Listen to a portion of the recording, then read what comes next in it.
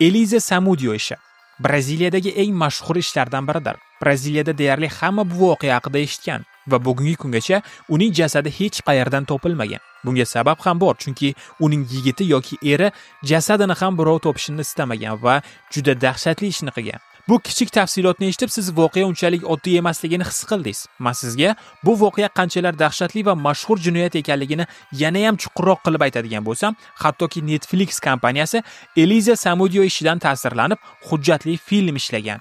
O'ylashimcha sizga voqeani qanchalar jiddiy ekanini tushuntirib bera oldim. Agar videoga like bosib kanalga obuna bo'lgan bo'lsangiz, sizlar kutgan gap bilan videoni boshlayman. Demak, miyangizga koinot rejimini yoqing, chunki koinotda bu videoni ko'rishingiz hech kim xalaqit bermaydi.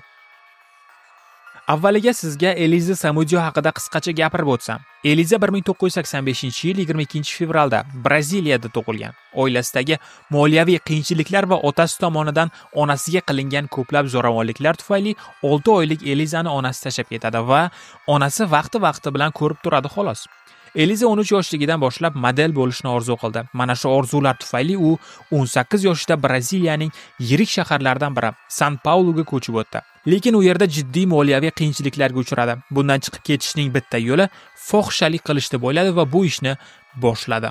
Bizning mentalitetimizdan kelib chiqadigan bo'lsak, moliyaviy qiyinchilik payti bunday yo'l tutgandan ko'ra ayollarimiz ochlikdan o'lishni afzal ko'rishadi. Lekin bu Braziliya. U shu yo'l orqali model bo'lmoqchi edi va 2005-yildan 2009-yilgacha turli 18+ videolarda suratga tushdi. Keyinchalik esa bu ishlardan qattiq afsuslangan.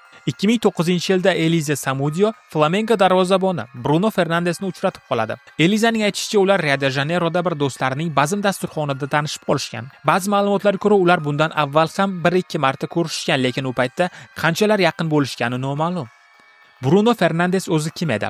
Bruno flamenko darvozaboni bo'lib, o'sha paytda juda taniqli edi. O'z ishida juda kuchli hisoblangan. Ko'pchilik uni darvozabon bo'lish uchun tug'ilgan deyishardi.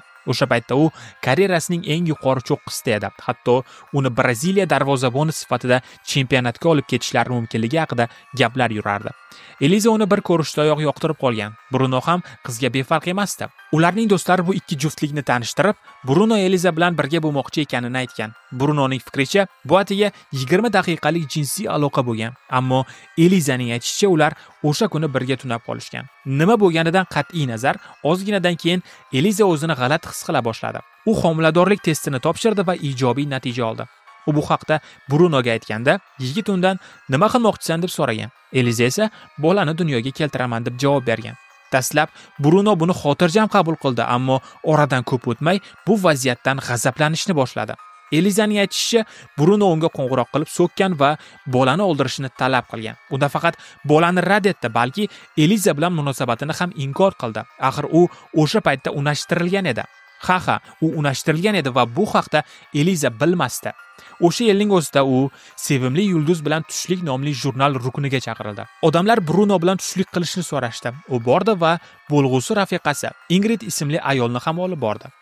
O'sha paytda ular taxminan 1 yildan beri Eliza bilan birga edilar. Ammo Eliza bu yangilikni ko'rib hayratga tushdi. Axir u o'sha 1 yil ichida Bruno bilan yaxshi munosabatda bo'lgan edi. U Bruno boshqasi bilan uchrashayotganini bilmasdi. Buni faqatgina yangilikdan bilib qoldi. Eliza jurnal maqolasida Bruno unashtirilganini ko'rib, shu vaqtda bolasi Brunodan ekanini ommaga e'lon qilishga qaror qildi. Bruno esa tabiiyki bundan xursand bo'lmadi. O'sha paytda shunday mishmish ham chiqqan.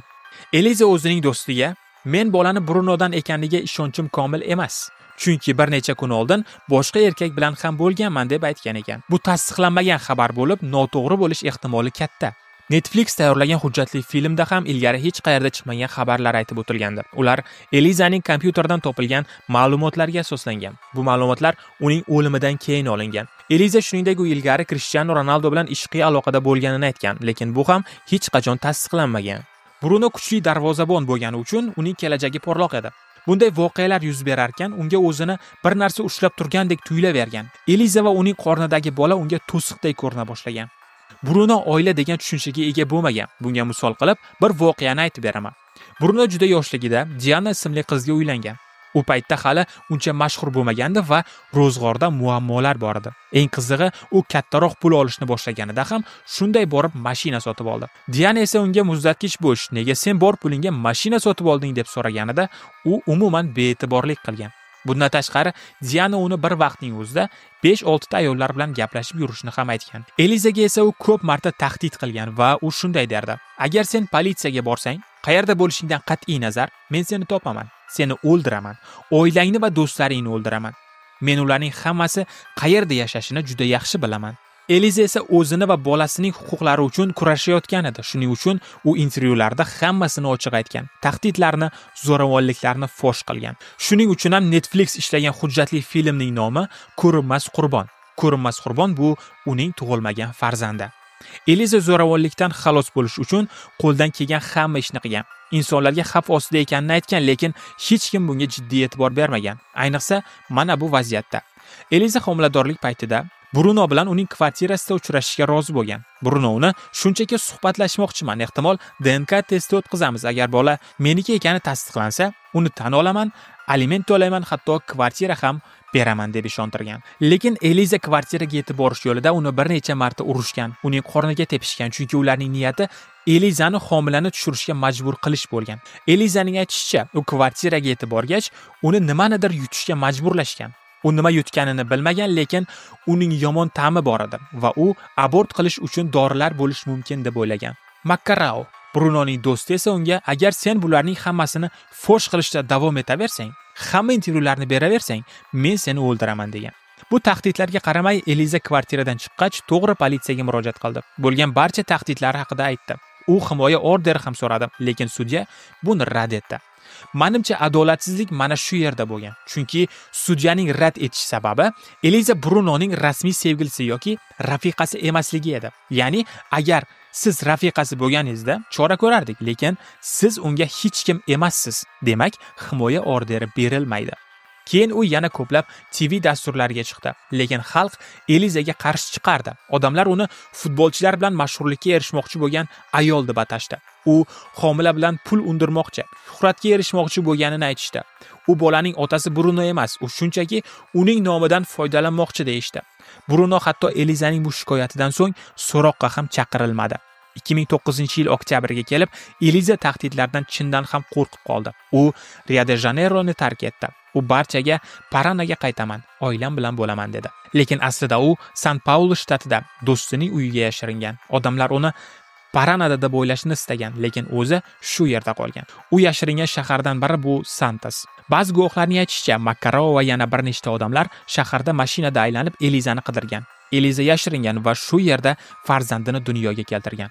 Bola sog'lom tug'ildi. Bu 2010-yil 10-fevralda sodir bo'ldi. U bolaga Bruno deb ism berdi va ko'pchilik uni Bruninho deb atadi. Elizaning advokati ham bo'lgan va u Bruno ustidan boshqa shikoyat qilmasligini maslahat bergan. Uning o'zi kerakli choralarni ko'rishni aytgan. Eliza farzandini juda yaxshi ko'rardi. U katta bo'lgach, darvozabon bo'lishni istayman. Menga kerakli narsalar yetishmasa ham mayli, lekin men bolamdan hech narsani ayamayman degan.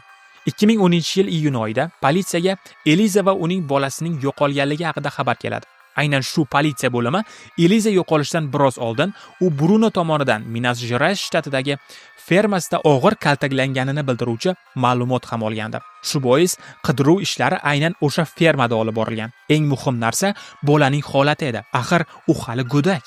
Sudya uyda tintuv o'tkazishga ruxsat berdi va ular fermadagi uy yaqinida to'liq kuydirilgan chamadon topishdi. Chamadonda chaqaloqqa oid narsalar, taglik kiyim-kechak va ayolga tegishli narsalar bor edi. Bu Eliza o'sha joyda bo'lganini ko'rsatardi.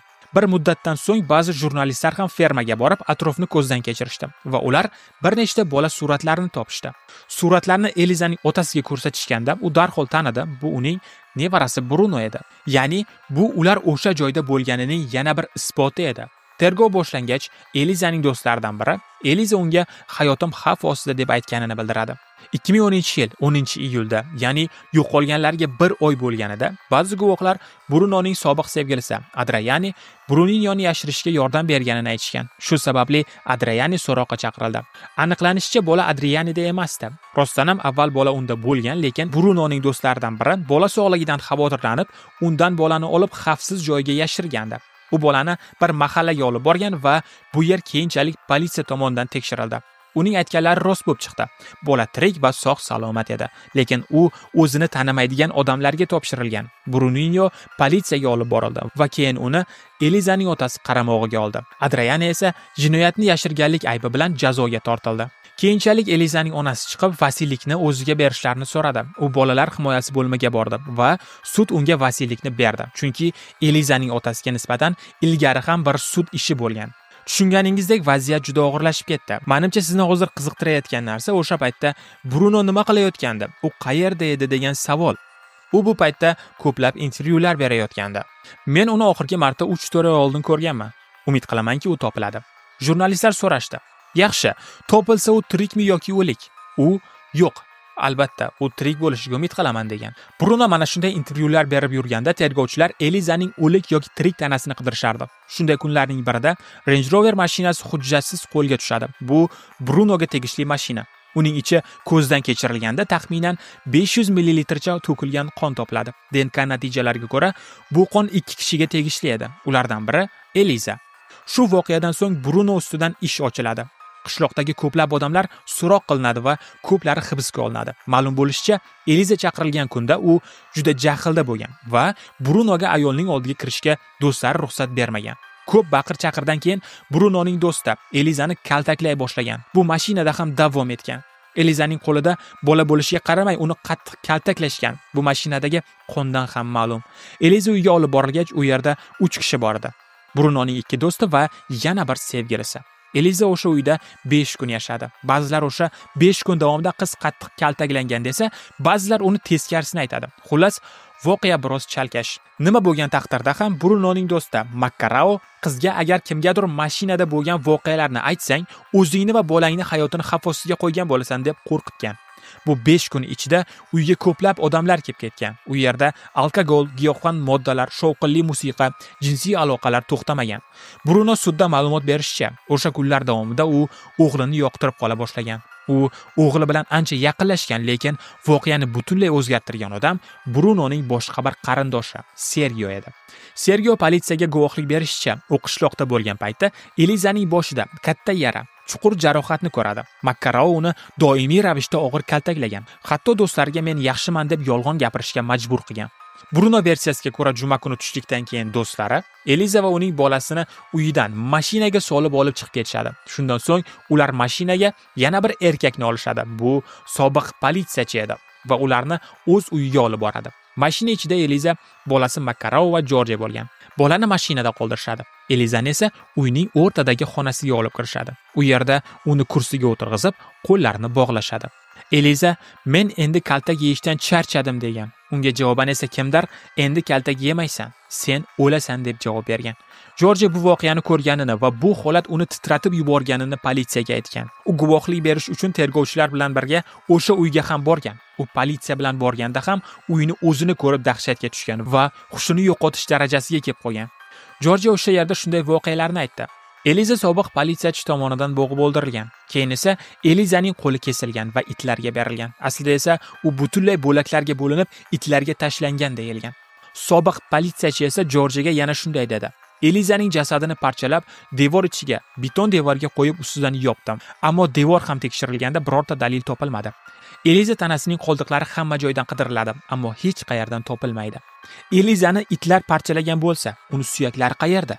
Endi esa odamlar bir nechta versiyalarni o'rtaga tashlaydi.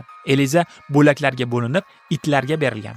Eliza baliqlar oldiga tashlangan. Eliza chuqurga ko'milgan. Lekin hech kim uning jasadining qayerda ekanini aniq bilmaydi. Hatto hozirgacha ham. Bruno 22 yillik qamoq jazosiga hukm qilindi. 2017-yilda jazosi kamaytirildi. 2019-yilda yarim ochiq tartibda jazoni o'tay boshladi. 2023-yil yanvar oyida shartli ozodlikka chiqarildi. Sobiq politsiyachi esa Elizani o'ldirganlikda ayblanib, 19 yil qamoq jazosi oldi va yana 3 yil qo'shimcha jasadni yashirish uchun. Makkarao esa 15 yilga qamaldi. 2018-yildan boshlab ochiq tartibdagi jazo rejimiga o'tkazildi. Sergio, Brunoning qarindoshi, 2011-yil vaqtinchalik ozodlikka chiqarilgan, ammo 2012-yilda otib o'ldirilgan. Jorge ham 2022-yilda qamoqdan chiqqanidan 2 hafta o'tib otib o'ldirildi. Bruninyo Bruno va Elizaning o'g'li bugungi kunda futbolchi bo'ldi. Otasi izdan ketdi, lekin u intervyularda otasiga nisbatan hech qanday his-tuyg'ulari yo'qligini aytadi. Elizaning jasadi hali ham topilmagan. Bu esa qanchadan-qancha muammo va javobsiz savollarni qoldirmoqda. Jasad bo'lganida Eliza qanday o'ldirilganini, bo'g'ilganmi yoki yo'qmi, shularni hammasini aniqlashtirgan bo'lardik. Lekin nima bo'lganda ham uning jasadi xor bo'lgan. Agar video yoqqan bo'lsa, kanalga obuna bo'lib, kommentariyada video haqida o'z fikringizni yozib qoldiring. Hozircha xayr. Yo, listen up to my rhyme. About a man who's one of a kind. He's got swag and he's got style. Ladies love him with a smile. Mr. M, he's got that flow.